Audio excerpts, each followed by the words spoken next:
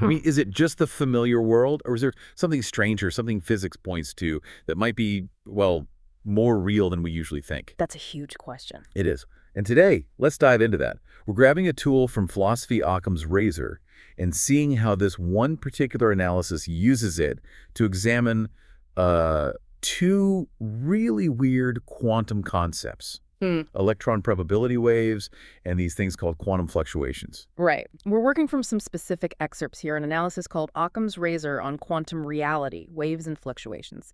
And it really does try to use that simplicity principle. To argue that maybe these quantum ideas, these waves and fluctuations, aren't just math tricks. Exactly. That maybe they could be physically real parts of the universe. That's the core idea being explored. Okay, so our job here in this deep dive is basically to trace that argument. Follow how the source uses Occam's razor to make the case for these quantum phenomena being, well, real. The analysis is our guide. Precisely. We're exploring its logic, seeing what kind of picture of reality you get if you prioritize simplicity.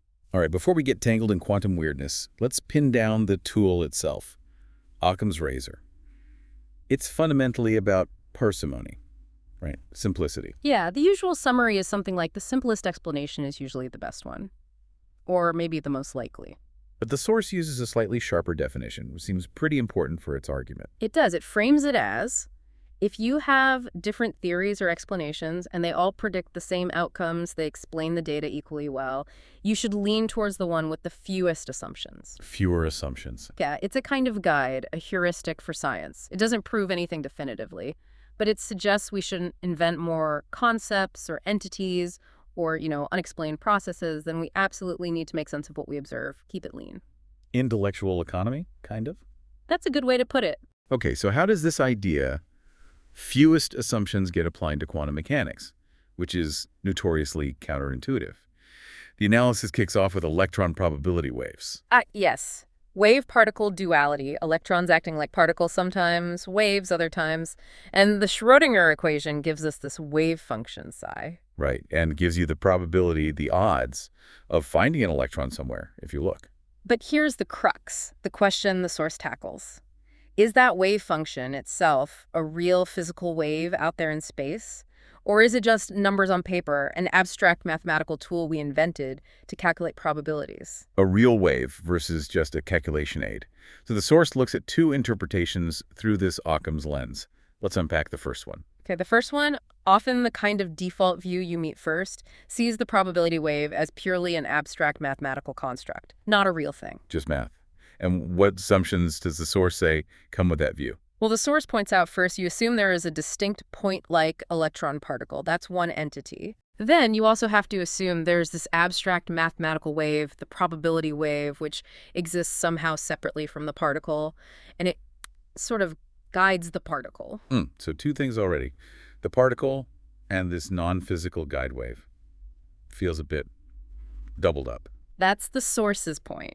And it gets more complicated because this view also needs a separate kind of mysterious process called collapse of the wave function. Ah, the infamous collapse. Right. When you measure the electrons, suddenly its wave function, which was spread out, just snaps to a single point. And the source emphasizes this collapse isn't actually described by the Schrödinger equation itself. It's an extra rule you have to add on. So let me recap that view's assumptions according to the source. You need a particle entity, a separate abstract guiding wave entity, and this extra collapse process that's not explained by the basic physics equation. That's the list, yeah. Seems like quite a few conceptual pieces. Okay, what's the second interpretation the source puts forward? This one suggests the probability wave is a real physical wave. Physically real. Okay. And what assumptions does the source say this view requires? Here, the source argues, things get simpler. You assume just one fundamental entity. The electron is the wave. The electron-wave. Hold on. Not a particle guided by a wave, but the electron is fundamentally a wave-like thing. That's the interpretation. It's a diffuse, spread-out, wave-like entity. And when it interacts with something, like a detector... It localizes. It looks like a particle. Exactly. But crucially, according to the source's reading of this view, that localization isn't some extra mysterious collapse. It's just the natural result of the interaction itself. It's part of how the wave behaves according to the known physics, like the Schrödinger equation, during that interaction. Ah, okay. So the interaction itself makes it look localized, No separate collapse rule needed. Right. So you just have one entity, the electron wave, and its behavior, including interactions, is described by the physics. So, applying Occam's razor here, as the source does, how do these two compare? The source makes the case that the second view, the real physical wave, is more parsimonious. It requires fewer basic assumptions. Because you don't need two separate kinds of things, particle plus abstract wave. You don't need that extra unexplained collapse mechanism. You just have the electron wave behaving according to the rules. One entity, one set of rules. Fewer fundamental concepts needed to explain the same observation. That's the argument. Oh yeah, you look around, things seem particle-like. We see tracks in cloud chambers, hits on screens. How does the real wave idea explain that particleness, according to the source? Good point. The source addresses this. It suggests that the apparent particle-like behavior isn't proof of an underlying point particle. Instead, it's just how this electron wave entity interacts with detectors and other matter. So the interaction itself forces the wave to manifest in a very localized way. Precisely. The interaction causes the wave to bunch up, giving the strong impression of a particle arriving at a point. It's the interaction dynamics, not a tiny ball hiding inside the wave. Interesting. So if we follow the source's Occam's razor argument, viewing the electron wave as physically real is simpler because it ditches the need for those extra assumptions, the separate particle, the abstract guide wave, the ad hoc collapse. It shifts the wave from just being math to being part of the furniture of reality. Exactly. The goal is explanatory power with minimal conceptual overhead. Okay, that makes sense as application of the principle. Now let's move to the second quantum puzzle the analysis tackles, quantum fluctuations. This brings us into quantum field theory, QFT. Right. And in QFT, the basic picture changes. Instead of just particles, you have fundamental fields filling all of space.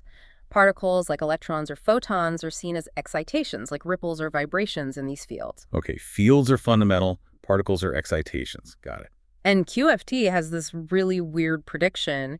Even in a vacuum, supposedly empty space, these fields aren't quiet. They're constantly fluctuating. There's this background jitter, often described using the idea of virtual particles popping in and out of existence very briefly. Virtual particles. Okay, so the big question for Occam's razor here must be, are these fluctuations, these virtual particles, are they genuinely virtual, like just mathematical phantoms we use in calculations, or are they actually real, physical, just very short-lived particles? That's exactly the question. And again, the source examines two interpretations. First, quantum fluctuations are virtual particles. What does that view involve, according to the source? Well, often it treats them as different from real particles. They're calculation tools, maybe useful fictions. They're called virtual sometimes because they don't always follow the same rules, like the standard energy-momentum relationship that real stable particles do. They're off-shell, technically. Right, and the assumptions needed for this virtual perspective, what does the source highlight? The source points to the conceptual baggage. You have to assume real particles exist. Fine. But then you introduce this whole other category, virtual particles, a distinct class of entity. Two types of particles now, Yeah. real and virtual. Exactly. And here's the bit the source finds particularly heavy on assumptions. You have to accept that these virtual entities, these things that aren't quite real in the same way, somehow produce very tangible, measurable physical effects. Like what? Like the Casimir effect, where two plates in a vacuum get pushed together slightly. Or the Lamb shift, tiny changes in atomic energy levels. These effects are real, they're measured, but the virtual particle view says they're caused by things that are, well, virtual, ethereal almost. So you're assuming a whole category of sort of not real things that somehow manage to push real things around. Yeah. That does sound layered conceptually. The source argues it introduces unnecessary layers, yeah. Distinct categories, fuzzy causality. Okay, so what's the alternative interpretation the source discusses? The second view, quantum fluctuations are real, transient particles. Real but short-lived.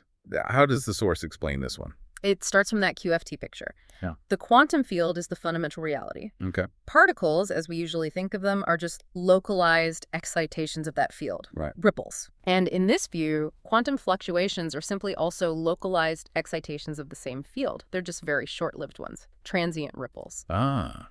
So they're not a different kind of entity at all. They're just the field doing its excitation thing, but very briefly.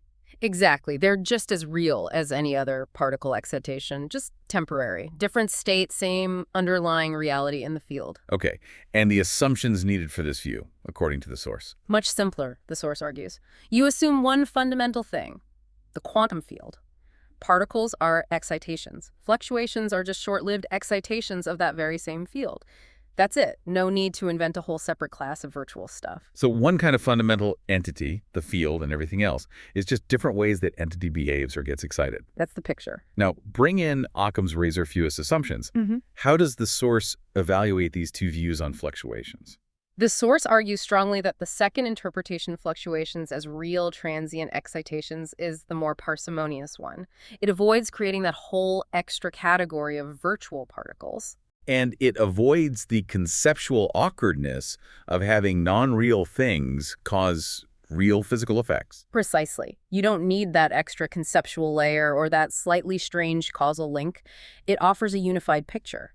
Particles, fluctuations, they're all just manifestations of the underlying quantum fields. Fewer fundamental concepts seem to be needed. So the source is basically saying if we follow the path of simplicity, maybe the vacuum isn't empty at all. Maybe it's inherently this seething cauldron of real temporary particle activity, because that picture requires fewer conceptual leaps than inventing virtual particles to explain the observations. That's the conclusion the source draws from applying the razor, yes. A more unified, less conceptually fragmented view of reality at that level. Okay, let's pull this all together then.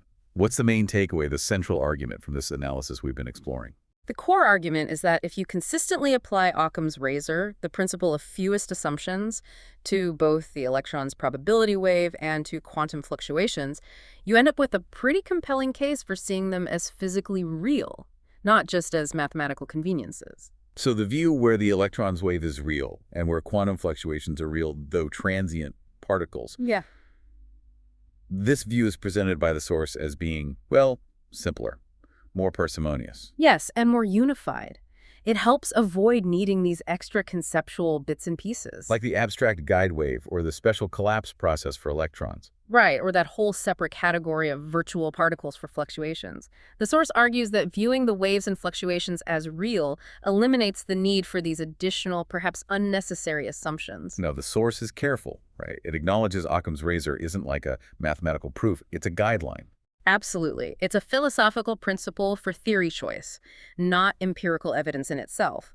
But the analysis concludes that it provides a strong rationale, a good reason, to seriously consider these quantum phenomena, the wave function, the vacuum fluctuations, as actual physical features of our universe. It suggests the simplest path leads to a reality where these things aren't just in the equations, they're part of the fabric of existence. That seems to be the destination the source's argument arrives at. Wow, okay. So this deep dive, walking through the source's analysis, it really shows how applying a principle like Occam's razor, just choosing the explanation with fewer assumptions, can lead you to profoundly different ideas about what's fundamentally real, especially down at the quantum level. It really does. It underlines how these principles of reasoning aren't just abstract philosophy. They can actively shape how we interpret the bizarre findings of modern physics. And it kind of leaves you wondering, doesn't it?